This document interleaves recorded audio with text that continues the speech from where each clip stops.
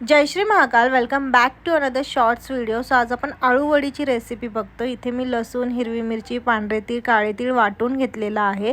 छान बारीक वाटल्यानंतर बेसन पिठामध्ये ओवा चोळून घालायचा आहे. ओवा चोळून घातल्यानंतर थोडेसे पांढरे तीळ आणखीन घालायचे, कारण की तीळ थोडेसे वरून लागले ना की टेस्ट छान येते. इथे मी चिंच गुळाचं पाणी घेतलंय.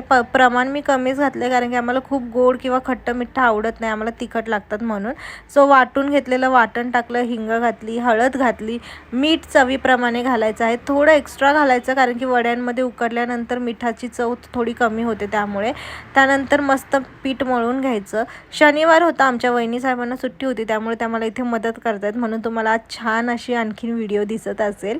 सो नाहीतर मी एकाच हाताने करत असते आणि ते थोडं विचित्र दिसतं. सो पीठ असं जास्त घट्ट पण नाही मळायचं आणि पातळ पण नाही, मीडियम असं पीठ मळायचं आहे.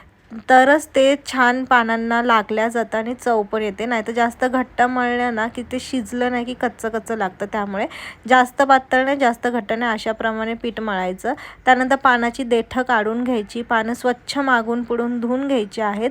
त्यानंतर इव्हनली स्प्रेड करायचं आहे सगळीकडे बेसन. एकाच ठिकाणी खूप बचका नाही ठेवायचं. तुम्ही बघू शकता सगळीकडे सारखं पसरवून घेतलेलं आहे बेसन.